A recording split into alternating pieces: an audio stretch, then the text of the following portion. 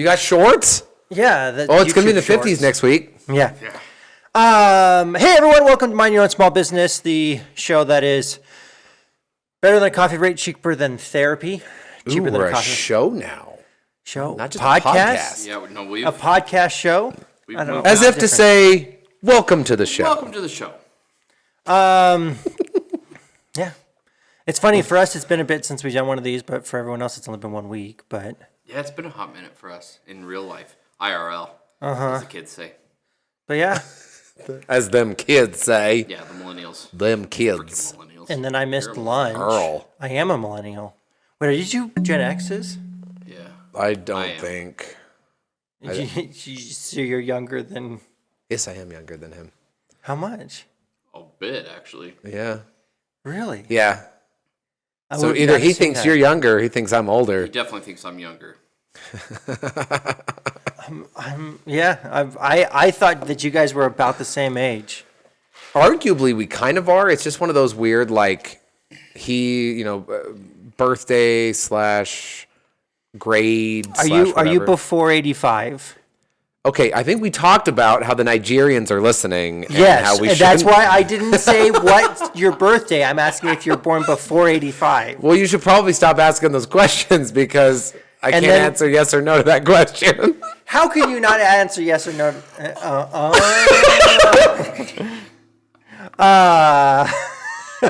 Okay, I get it. So you, depending on the chart, can be considered both a Gen X or a millennial. Oh, it depends on who I want to try and connect with. Yep. I don't want to be associated with millennials, so. Yeah, so that's good. So today we were thinking about talking about what your microphone is like way off in Timbuktu. That's nice. That's going to sound great for the audience. So, by the way, audience, it's always fun when Brian Thackeray, who's that one over there, says, this is what we were thinking, because usually I show up here and I have no idea what this is going to be about. I will mention it in the office sometimes, and you'll just be in your own little world. Yeah, you also complain about, the Ukraine war in the office, and I'm not remembering that. Hashtag for Ukraine. Anyways, Hashtag 4-year degree. so you just reminded me, my name's Brian Thackeray. This is, I'm Pepperoni. and And I'm Thomas Scott. I do not have an associated pizza topping. Your my loss. name. like I was saying earlier, what I wanted to talk about today was what does it take to be an entrepreneur? Because I was reviewing some of our old episodes, and I remember Pepperoni over here at one point said, anyone can be an entrepreneur, and I disagreed with that, and I thought that would be a fun topic to talk about. What does it take to make that jump from being someone who works behind a desk and then being an entrepreneur, or not even starting in a normal job? I think let's just take what you, because now so you said everyone can be an entrepreneur, and you disagree with that. I would say, I guess anyone could be an entrepreneur, but not everyone That's what you're gonna say. should be. That is what I'm going to say for the win. But I actually, to prove my point. But also, I think that there is some validity to that, at least for me. Pause. I started a thing on my phone and I got to finish it, or else I lose rankings. But now I got to wait for him to pick, so it's cool. I think a lot of people could be entrepreneurs, and I think people should experience that. Because I think it gives better understanding into what goes into pricing a product, and then the sacrifices that it comes to. But should everyone be one? No, because not everybody can, right? Entrepreneurs need people to work in their business. They can't have other entrepreneurs work for them. So Unless you hire them as 1099s, and then they're technically entrepreneurs because they're running their own business. please, government, don't be listening to this podcast. I almost said call, like a phone call. But Call show. Same Remember, difference. we're a show now. Yeah, don't listen to the show. So what does it take to be an entrepreneur? So one thing we were just talking about, the joke that I always like to make is entrepreneurship is giving up the 9 to 5 so that you can work the 24/7. Yeah. You're not wrong. You're not No, wrong. how many times did you go? Like, I mean, in the last week, you guys were here late one night. I mean, late, not like 1 a.m. late, but 8 No, o'clock. that was a month ago for me. Oh no, was it 2 months ago? I sent you like the money at like 3 a.m. or something like that. And I was just know working till because then. the cameras inside the warehouse have motion sensors after like a certain time, and so like if the lights are still on, it'll just give me like notifications every like Yeah. 15 minutes of, hey, there was movement, and I'm like, yeah, that's fine. Thackeray is working. Yeah, so that is very true. And I was thinking about this the other night, and I think like entrepreneurship, I think an entrepreneur, it's a Venn diagram, so it's not all or nothing, but I think they fall into three main buckets. So there's an idea man, so someone who has a grand idea of selling shoes from Brazil or whatever. There's a creative or a maker, which I kind of fall into, and then the third one is a salesman. And I think an entrepreneur, someone who makes the leap, will be focused in one of those. They can be in several different of those buckets or all three, but they'll usually start with one of those three things. They have something that they want to sell, they have something they want to make, or they have an idea that they want to bring to fruition. That's actually a lot deeper than I was expecting it to go. Because, yeah, So, yeah, because I've known plenty of people who are ideas, right? Oh, my gosh, I have this really great idea. And then that's where it stops. And you have to blend into something else, or you have to assemble a team. Yeah. Yes. Right? And if you don't have one of those three buckets, you need to find someone to fill. Who's Jeremy Renner in the Marvel series? Hawkeye. I'm not a Marvel fan. He's never seen one movie. Nope. I've Take seen- that back. He's seen Thor, Ragnarok. It's okay because TM. I'm a Gen Xer now, because I'll be more associated with that. Because those people don't watch Marvel. But if Hawkeye was the only one that had to fight, he's only like an idea man. He doesn't really do much anything else. But if you have this kind, but He has his own series, they though. assemble a team. They got taken over by someone else. Yeah, if it got taken over by someone else because they were the maker and he was just the idea man. But you either assemble a team to do that, or you have to be wear all of the hats yourself. And I agree, because you can have a great idea, but if you're not going to build anything, then you're just like anyone else who just has an idea. If you're going to have an idea and build something but don't know how to bring it to market, arguably, I think that's the worst position to be in, I'd because agree. you just spent all the money and then you don't know what to do with it to get it in people's hands that will make their lives better. Yeah, and that's one of the benefits of being in this day and age, because you have things like Kickstarter and GoFundMe and things like that, so you can get the funds in order to start that. And also you have things like Grommet, Etsy, Amazon, eBay, all of these different markets where now you could do that. I could not imagine trying to be an entrepreneur like Without the internet? pre-internet. Yeah. Like you'd have to like make something and then go to the farmer's market. Well, yeah, I think you're, in that triangle of skills that you just mentioned, you would probably be more of a salesperson in the pre-internet stage, and you'd probably be a salesperson that had an idea, or because to be just an idea man before the internet, It'd be too much time and resources. absolutely, to it'd be get anything way started. too much resources. You're talking, just even from But to overcome just even the local burden of like selling locally to get to a national level, that was a massive barrier to overcome. Well, isn't that essentially what the movie Founder about McDonald's is about? Yeah. You have the idea men, and then you have the salesmen who get together and they Then you make- have the Michael Keaton weaves it all together, Okay. because he's Batman. Yeah. He's coming back as Batman. He is. in That's some crazy. Have you seen that trailer? It's pretty have. sweet. Oh, I haven't. we just time stamped this episode. Well, that came out a while ago. We talked about Marvel. Yeah, when they listen to this In 10 years. in 10 and years, no one then watched it'll Marvel's still movies. it'll still be Marvel. Disney's going to hold on to that till its absolute last dying moment. They'll be like, well, we've killed Star Wars, but what can we do with Marvel? Can we squeeze it a little bit more and try to get some water out of a stone? Phase 7. Out of an Infinity Stone? Yes. Oh. That apparently aren't infinity. They can be destroyed. Woof. Spoiler alert. Themselves. But no, but yeah, like Date this podcast, we know how it ends. The end. spoilers for anyone who hasn't watched the highest grossing movie ever made. But like, my question is, here's the thing. I have a buddy The suspense is killing me. who he once told me, he's like, I don't understand how you can just do things. He's like, I really envy that about you. Was he European? No. Okay. No, like, because like with starting this business on Etsy and like going out and doing all of this and just starting it, he's like, the fact that you have the for lack of a better term, courage to just do it, Gumption. gumption, Stupidity. yes, Gullibility. Naiveness. stubbornness, whatever you yeah. want to say.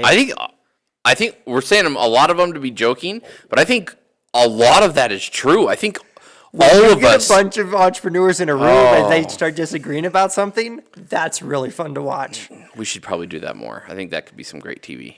But like that ability to just do. So okay, going back, what was it that got you to finally start your own business, Thomas? Because you said you had the idea, but what got you essentially off the couch to start it? Okay. Gosh. That is a difficult answer to It's a difficult question. What? What? Answer the question. having a stroke. That was Genius. last This is episode. a difficult question to answer There you because go. I don't think you will like the answer. We're not doing this podcast for Brian. We're doing it for the viewers. Yes. It's all for you, Viewers Nicaragua. like you. Who cares what he thinks? Say it. So Say it. I just did stuff because that's just what I did. Like I had the level of confidence, and I'm going to say had, and I'll explain that in a minute. But I had a level of confidence that said, you know what? I can touch this and turn it into gold. I can do it. And things will work out okay. Like it will work out. When I started, I was newly married, and we didn't have any children, and I had a career that was paying enough to put money on the table, and my wife had a career where she was making money to put food on the table, and so we weren't going to starve to death. And so I was like, well, if I have this money, I can spend it on going and getting a new toy or a nicer car, or I could spend it on this idea. And I do think a part of that was calculated luck. I do think that part of that was I found a very good niche market to dive into that was emerging. And it was very slow going. I did not expect that I was going to live off of this in a year or even 5 years, right? It took me a long time to get from a side hustle and turn that side hustle pro, which is one of the courses that I teach when I do entrepreneurial coaching. I just did. You just did it? You just do. Why? I mean, it's kind of like, why not? Yeah.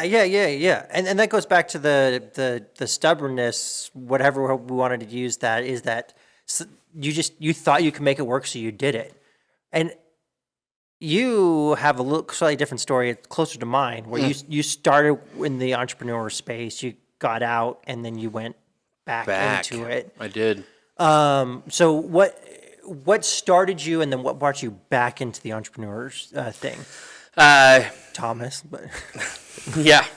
No, so I was made. started doing it, kind of being a right-hand person to a starting entrepreneur and kind of learning that space, and then got out. It's technically still maybe an entrepreneur because I was like a 1099 at that point, but I was ultimately working for somebody or working for And so the thing that pulled me out was the allure of making money, like more money, the allure of potentially making more money than I was currently making.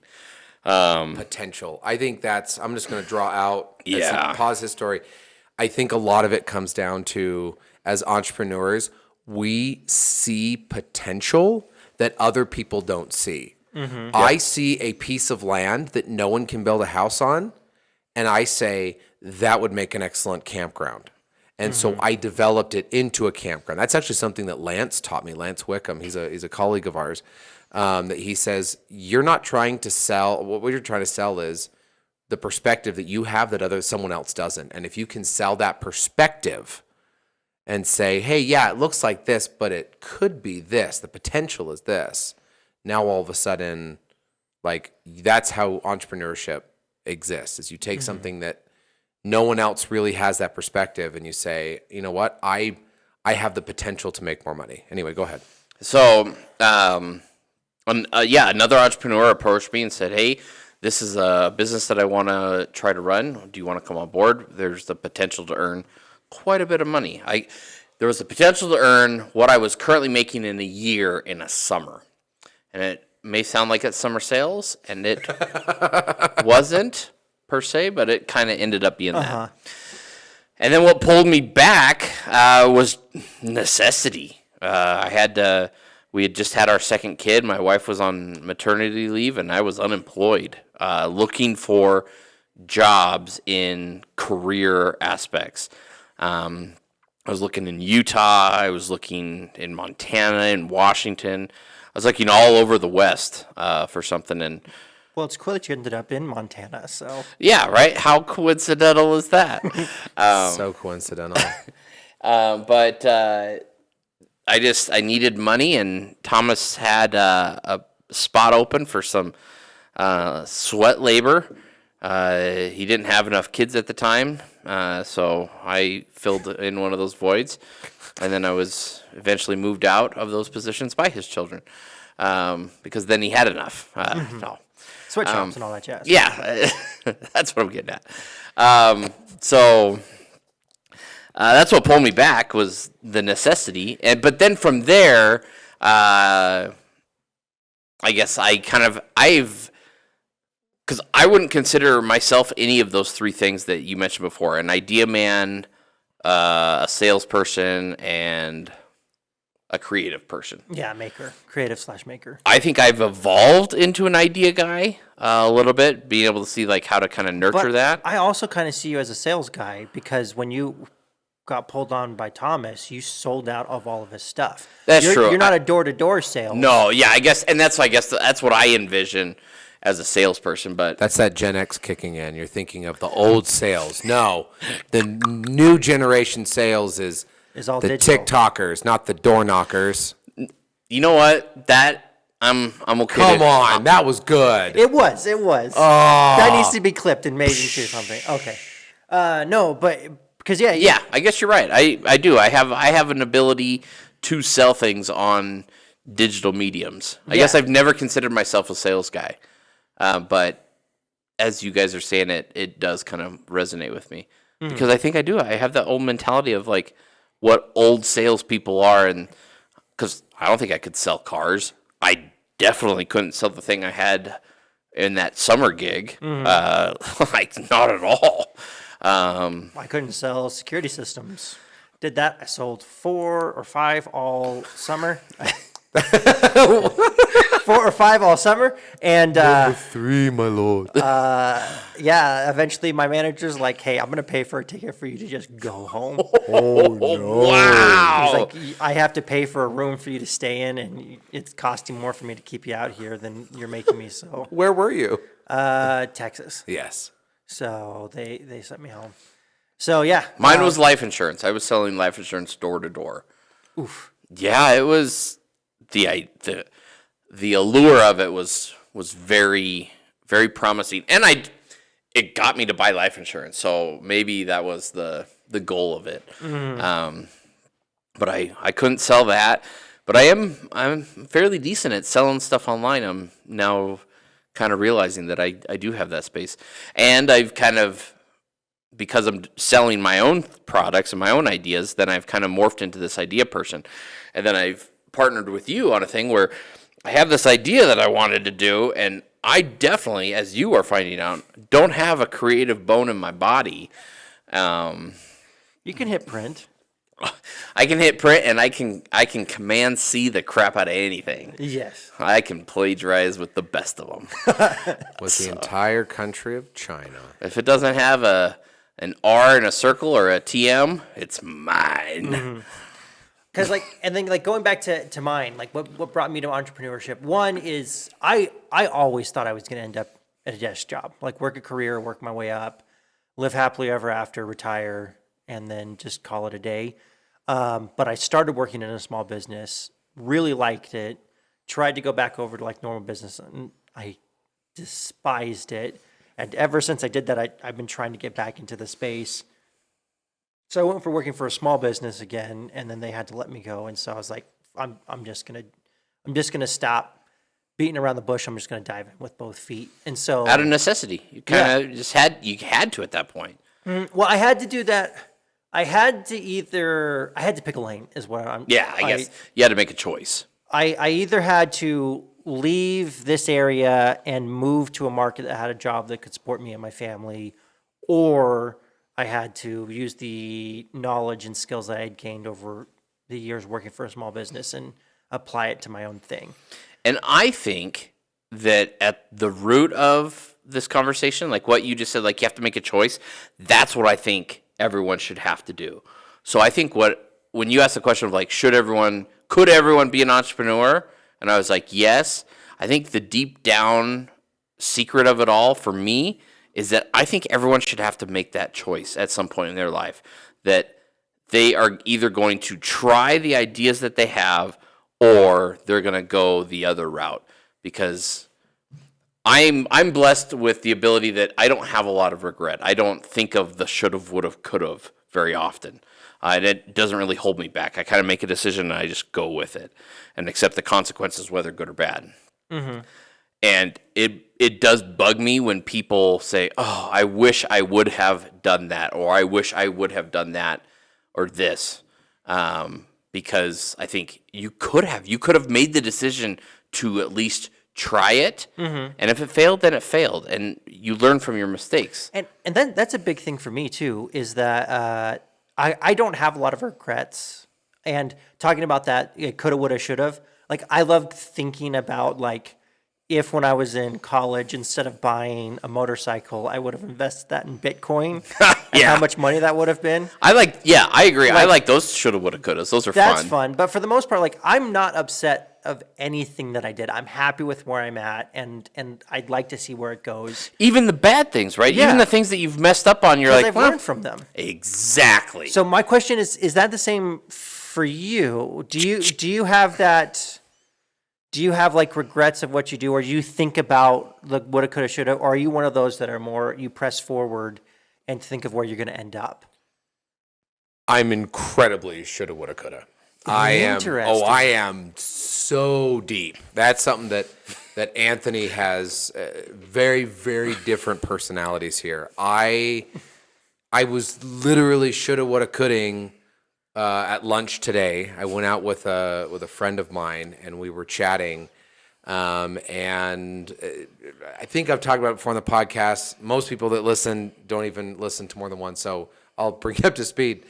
But there was one situation. It was at the end of 2021.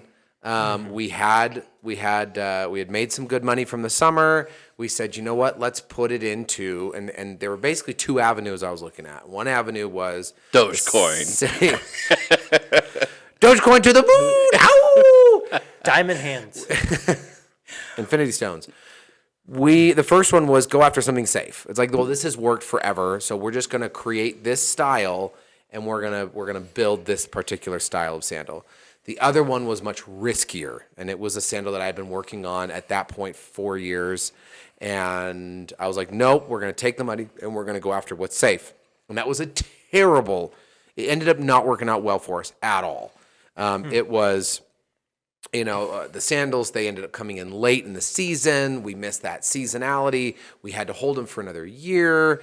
And then the next year, they just didn't sell as well. And so then at the end of the season, we ended up doing a liquidation and just all of these things. Now, you could argue that at the time, if I'd gone with the risky idea and it didn't work out, man, I should have gone with the safe one. Mm-hmm. But no, I constantly reevaluate.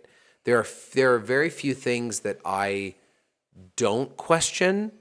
Things like my family relationships, right? Yeah. I don't sit there and say, I don't look back and say, well, what if I had married this other person, or what if I had not as many kids, or what that does. I don't have that regret. But when it comes to business, oh yeah, I have so many. Like, I'm pretty sure that I have regrets from last week that I was like, well, I shouldn't have done it that way, and I'm constantly at that point. My birthday month, when I was born well before 1985, my birthday month is one of the worst months for me, because I'm very introspective, and I look at all the things I feel like I didn't do right. Anyway. Interesting.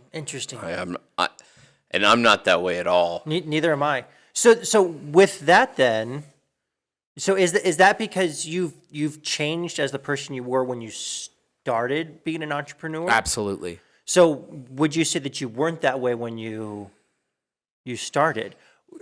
Other question, while you're thinking about that, would you, let's say in an alternate timeline, you worked a desk job as the person you are now, would you make the jump to become an entrepreneur? Well, absolutely not. So, okay. So the first one. Oh, what was the first question? First question is, Why don't you just answer the one you remember? when you started your business, were you kind of the person that didn't worry, kind of threw caution to the wind? So, no, in the immediate, I do throw caution to the wind. Like, in the immediate moment, I will, I just put together this trip. I have a gig where I am the MC for an event over in north of Boise in Idaho. And I had that happen. And so I closed the deal. I was so excited for it. I was like, gosh, this is great. I love it. And so immediately I said, what can I do around this trip? And I started like, well, I'm going to visit this thing, and we're going to do that. And it's now going to turn into this really, really cool, exciting adventure. And that's wonderful. I'm super excited to do that. I'm still very spur of the moment. But I can look back on business things. Like, a prime example of that is this. I'm listening to some podcast stuff. Shout out to Economics Explained. Not a sponsor by any means, but fantastic YouTube channel. I am just eating it up. But talking about the time value of money. And I look at what I could have done with money that many years ago, and even just boring investment stuff, and what it would look like today. And I constantly look at it and go, man, if I had just done this instead of that.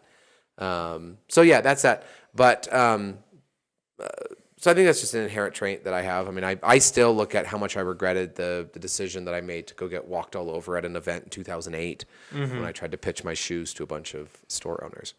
Anyway, last thing, I'm doing a lot of talking this time around because you keep asking me the questions. Oh, it's because I'm very interested But about well, it. guys, no, I love it. talking to I him. love talking. I love hearing my voice. So, Narcissist way? um, Would you now become an There it is. entrepreneur? I don't think I would have. There was a pivotal moment in my existence.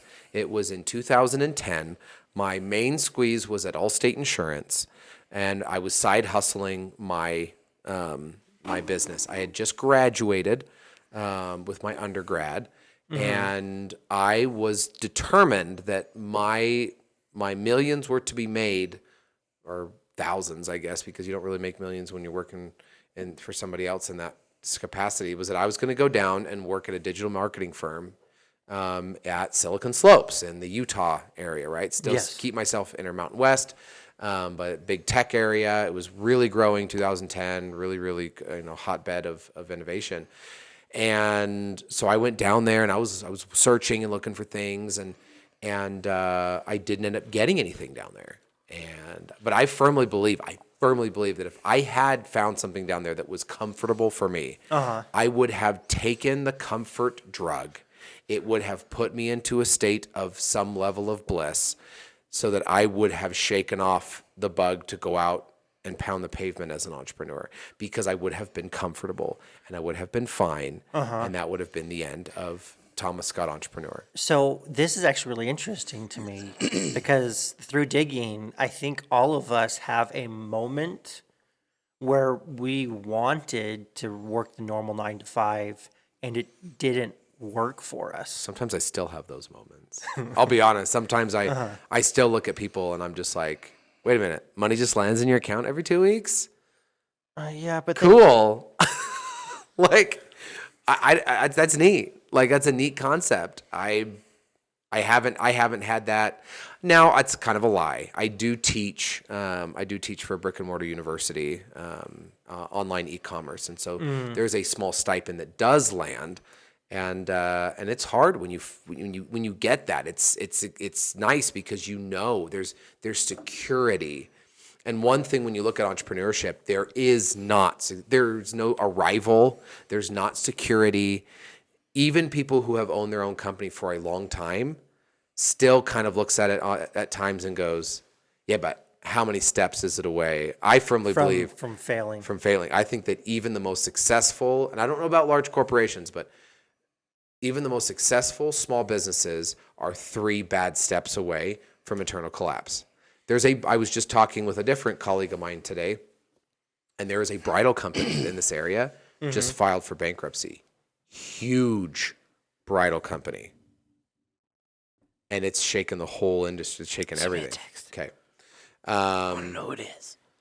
And So it's like they sell pictures or like dresses? No, dresses and those kinds of things. They overbought during the COVID boom. Is it someone on Main Street? No. Okay.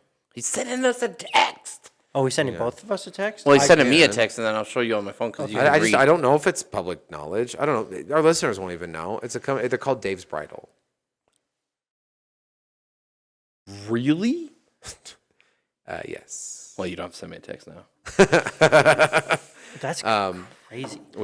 I just heard that from an insider that I know in that industry. Wow! And that everyone's kind of, it's kind of freaking out. So I think that companies, small businesses are just a few decisions away. Now, granted, when you work for a company, you're working for somebody else that if they make 3 poor decisions, I mean, you can look at the people who owned that bridal company. There are people that work for that bridal company that no longer will have a job, right? But all of that weight lands on the entrepreneur's shoulders. It's true. Well, so okay, going back to like normal jobs, the internet service provider that I worked for, they were getting ready for a merger, and so when I got hired, and while I was there, they got rid of half the middle management, and the reason why you do that is because it makes the books look better for the merger. Oh, absolutely. And so we went from having like 12 managers down to 6. Which was great for them because they just saved almost $1 million a year in salary. But for those, And when you're looking at a merger, you're going to be able to share management from the other location. You already know that those jobs are going to get cut anyway, because that's the point of a merger. Is you have your full structure on one side and your full structure with the other company. But when you put those two together, you can cut workforces down by 20, 30, even 50%. So wait, and it was actually like, it wasn't necessarily a merger as much as a restructuring because they were changing the name of their business. They actually have a stadium that changed its name because of it. If you can figure that one out. The ISP? Mm-hmm. Yeah, I know which one you're talking about.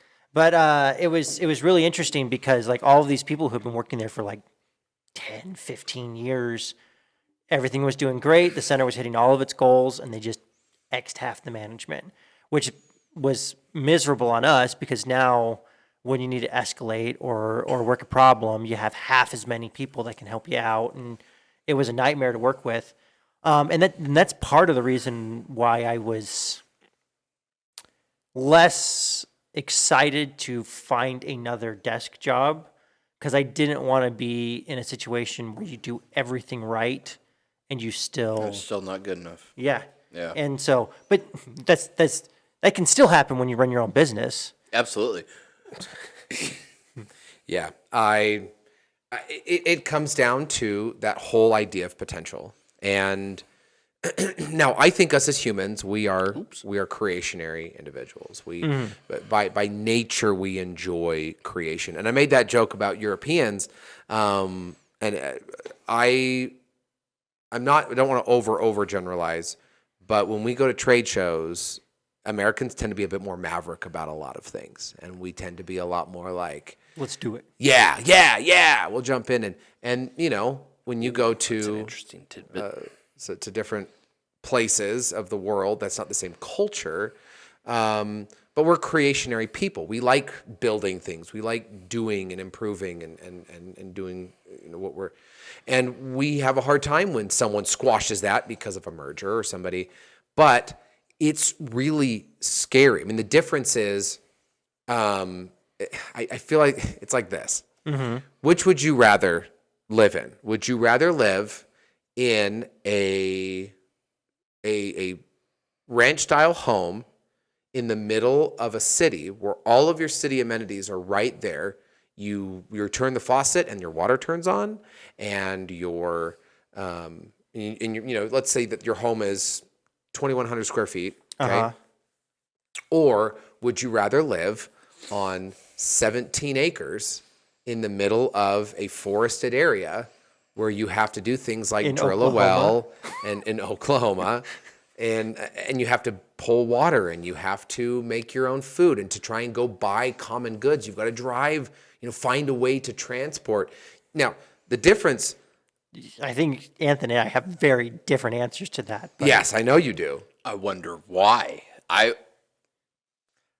I've done number 2, and it freaking sucked. So, but let me finish this thought, and I'm going to throw it at you guys, because in the city, being in a major metropolitan area, you have those amenities at your fingertips.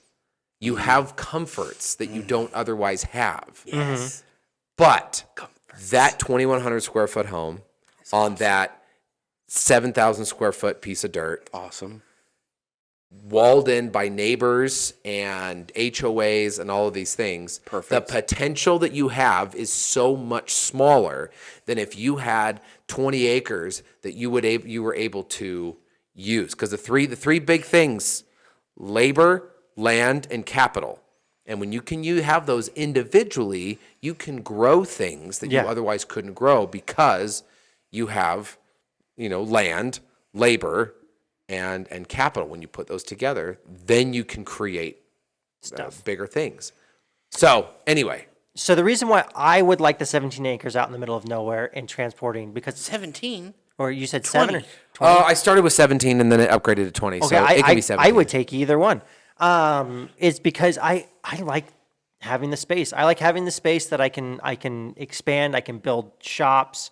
I can do stuff with that land. I can farm it. I could get livestock. I could do all of that. And the driving, growing up, that's all we ever did. Like the nearest Walmart was 30, 45 minutes away. And so once a month, you take the back seats out of your van, you buy all of your food for the whole month, and then you drive and you store it, and then you use that up. And for me, I prefer that space that I can create and develop and do what I want with. While if I'm in a city, this is playing with other people's imagination and ideas, and I'd rather use my own. So that's the reason why I like that. I grew up with number 2. We didn't have to, I grew up in a small town in north central Washington. Mm-hmm. And when I say small, I mean small. Like in the place where you were at, where your Walmart was 45 minutes away, what was your high school size? 400. Okay. Mine was, what was your class, your graduating class? So it was 96 or something like that. Mine was 6. My town was very small. And so I didn't have to we didn't have, our water did come from a well, and power had to pull it out of the ground and such. Yeah. But going from there and then living in a city, from my standards, where we live now is a city. It's not a town, it's a city. From how I grew up. So I like this area that I live in now. I don't think I would go back to the land aspect of it, because I like the idea of my needs being met rather than I have to, because I've been there where you have to build the shop. You got to drive an hour one way to get the lumber to build the shed. So you're 2 hours out from just the lumber, and then every time you forget, or it's a different drill bit, or if it's a different screw, there's no Ace Hardware in your town. You got to drive another hour, and it makes it so frustrating. Now, the difference is, how many acres is the orchard that you grew up on? 88. An 88-acre orchard that provides sustenance, that has it is a hard life to have that. I feel like that's what entrepreneurship is sometimes you are on an island, a financial island, you are tilling the ground, but the potential there can be super high versus you could sell that 2,100 square foot house and move into something bigger, but it'll look a lot of the same. I don't know, it's riskier, but the reward can be greater. You can also starve to death on a cold winter's day because you're snowed in and there's you can't make it. That's entrepreneurship. And another thing that I was thinking about with entrepreneurship, if you have your regular 9 to 5, you're basically walking a groomed trail. And you more or less, if you can get in a good business, you know that you're going to get 1 to 6% raise, and you know what you're going to get. The other one, you're dropped off in the middle of a field, and you have to figure out which way to go. Oh, and I would say not even a field. So I love this a lot. I was hiking. I totally disagree. Okay. You think, okay. Let me finish my thought on this. I want to hear his thought, and then I want to hear why you I was agree. hiking in the Tetons, and we were trying. I was with my buddy, and we were trying to get from where we're at Hurricane Pass and Sunset Lake, and we wanted to get over to a ridge trail. And on the map, it was like, oh, you got to go this way and that way. And I said, well, shoot, no, I don't want to go that way. We can cut through this area. And from our visual standpoint, it looked totally doable. Yes.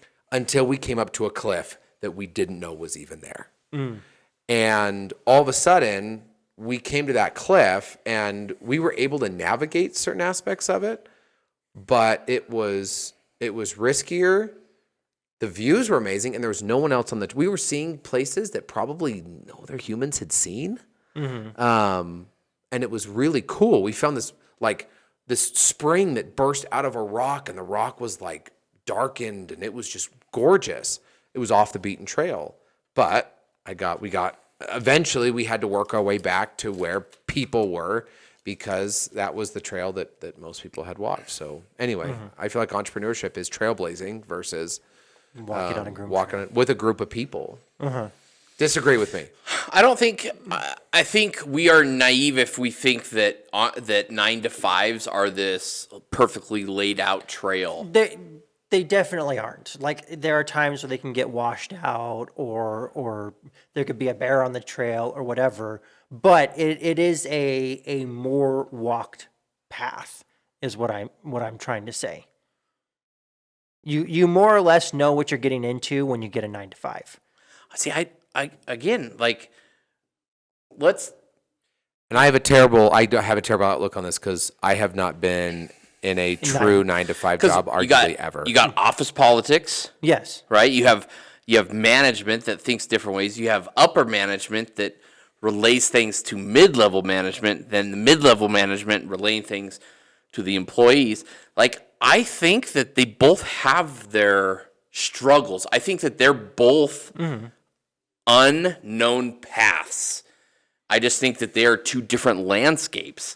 Because I think for us as entrepreneurs to sit and say, like, oh, it's 9 to 5s would be so much easier and so much better because you get the money that lands in your account every 2 weeks. But you have to work with a team of people that you may not see eye to eye with. And like, how many people that work 9 to 5s go into it and say, I hate my job. I hate it, but I'm doing it anyway. Like, just because we don't have the flexibility of what the 9 to 5s have, I don't think we're in a position to say, like, that is so awesome. They have it so great. No. I very much, I've seen my dad's career path, and it's been miserable. And that may or may not have influenced my choice to be an entrepreneur, right? Yes. But at the same time, I'm talking about the mindset of someone who picks a 9 to 5 over entrepreneurship.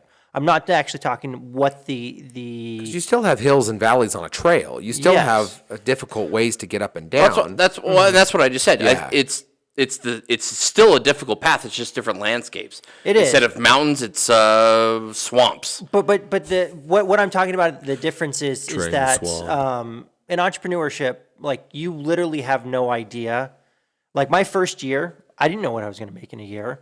But when I worked at my old job, they gave me my yearly salary. They told me what my benefits would be. They told me that if I had this amount of time, I was going to get a 3% increase in pay every year for the lifetime that I stayed at the company. But you have other unknowns. It's true. You do have other unknowns. But I know the financial path that my career would have taken if I would have stayed in the business. Now we're honing it in, right? I was gonna say, I think this is... You know the financial path. Yes. But that financial path could be uprooted. Let's say a customer wronged you the wrong way, and you just blew up at them, and you got canned. All of a sudden, your path in that is totally disrupted. Did I tell you about I had a buddy who he did that to someone who knew the regional manager, and then got him. So, like, yeah, it's not working a 9 to 5 is not a sure thing. No. But there are more known factors than working your own business. All right, so I want to ask if we can change the direction just a little bit. Yeah. Because I think this would be kind of a fun, as we're talking about. We should bring on people that work. We should bring people in that work 9 to 5s And talk to them. Yeah, Rob Voorhees. Well, other people. I'd like to talk to Rob likes being. He seemed to like he settled in on a 9 to 5. Now his isn't technically because he's a professor. It's not really. Well, but that's what I want. I don't want people that hate their 9 to 5 and want to be entrepreneurs. I want people that like the 9 to 5 to come in and fight us on this idea because I am more probably proponent of. I think both paths are great because both need the others. The entrepreneurs need the 9 to 5ers because they need somebody to work their job. Otherwise, we'll be doing labor for the rest of our lives, which is probably the reason we got out of 9 to 5ism. 9 to 5 people want the entrepreneurs because they want somebody to innovate their space. So it is this ecosystem of such. And I would love to have people on here that say, like, like from a different perspective of like, yeah, you have your path kind of laid out, but what are the unknowns of the 9 to 5 that we have no idea about? I know just a little bit of. I worked in corporate America for maybe half a decade, maybe 7 years total, where I had to work with teams of people, and so I have like a really slim understanding. My wife, she was a career woman for. Let's see, Connor is 8. My son, I said his name and his birth and his age. Oh, that prince is coming after him. So my wife worked for 8 years, almost 10 years, in a career position, and she, I shouldn't say we fight because that's makes people have the wrong idea. We have discussions about entrepreneurialism versus 9 to 5, and I butt heads with her a lot on the way things are versus the way she thinks things should be. And it's very interesting. So I think you're right. I think this could be a great episode for the 9 to 5ers to come in and be like, "Okay, bro, fight me on this." I think it would be great. Yeah, I would love because like I've talked to my dad about this a couple times because he actually tried once or a few times to be an entrepreneur, but like he was afraid to take the next step, the risk. Yeah. Well, like it just it didn't go his way, and then after a certain amount of time, he's like, I don't want to lose my house or Yeah. declare bankruptcy. Which is and so he went back to what he knows. Necessity. You were talking about Yeah. that necessity. So what I wanted to bring up in here is instead of comparing the two, you were by saying what are the traits, right? So I'm going to quote. There's a study that was released in 2019, and then Visual Capitalist, really fantastic website. If you guys ever check it out, visualcapitalist.com, took that data and extracted pieces of it, and it was the association of entrepreneurship with mental health. Now, I don't know if this is causation. Oh, yeah. If this is, causation that entrepreneurship causes these things, or if people who have these things tend to move toward entrepreneurship, right? I definitely lean towards the latter. The latter. I think on some of it leans toward the latter, and I think some of it is causation. Because, like, for example, it just says they weren't included in the research, but OCD, dyslexia, and Asperger's, which we don't call it that anymore, apparently, which are not included as research, or other noteworthy conditions that are sometimes connected with entrepreneurship. Okay? What? Dyslexia? Never. Yeah, okay. Dyslexia, OCD, what was the next one? Asperger's? Buttburgers? Sorry. Don't you look at me after saying that.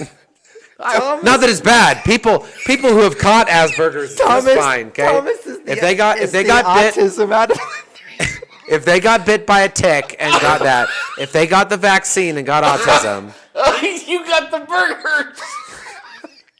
You caught it. You caught the burgers. okay. No. But yeah, so. How to get canceled in 20 episodes or less. But called talking it about, Buttburgers. I just got to bring this up. Talking about dyslexia, the helmet that I made the other Yes. night. That was we got to show it on here. Oh, That's the No. perfect example. The other day, I'm just going to tell you, the other day, gosh. Brian Thackeray walks over to me and he goes, does this look right? And I, No, I said, do you want to see what dyslexia looks like? you want to see what dyslexia? That's right. And he wrote 17 on one side of the helmet, and then wrote I did the exact mirror image. It wasn't even like 71. It was a mirror image of 17 on the other Yeah, side. and I did it, and while I was writing it and creating it, I was like, this doesn't seem right, but I can read it just fine, so it must be all right. And then I finished it, and then I looked at the two sides. Because it's crazy, I even flipped over the helmet on both sides. I'm like, yeah, they look the same. And then I was like, oh no, one side's mirror image. And I could not see it while making it. Well, and I think the funny thing for me is when you showed it to me, you're like, how does this look? Without saying, like, beside. And then you did say, I should credit you, you did say, well, besides the numbers being wrong. But that was what you're just like, well, how does this look? And I was like, what the? Yeah, I could not see it in the creation of it. But yeah, I have bad dyslexia. But So yeah, what's here some more are stuff? three, Yeah, here what are are four more statistics. Let's find according to the one study. that you have. Oh, it's right here. It's at the top. They took a general sample group. Out of that general sample group, 5% had ADHD. As entrepreneurs, 29%. Out of the group, 29% of them were entrepreneurs with ADHD. 6 times the concentration of people with ADHD are Correct. entrepreneurs. Ayo. Okay. I'm not, but Depression. This one's gonna. I'm interested to see this one. 15% of a general sample group, 30% entrepreneur. Interesting. More entrepreneurs are depressed. And I honestly think that might be part. You're really surprised by that? a little bit. I'm not surprised at all. Yeah, I'm not and I either. think that one is not. I think happier. I think ADHD tends to entrepreneurship because it's non-traditional. I think depression's the other way around. I think that the highs and lows that exist Yeah, are in rough. entrepreneurship are rough, which leads us to the third one. In a general sample group, only 1% were bipolar, 11% on entrepreneurs. 10 times. 10 times. Whoa. 11 times, but that's Yeah, math. yeah. So I rounded. 10 plus 1, so 10 times is 11.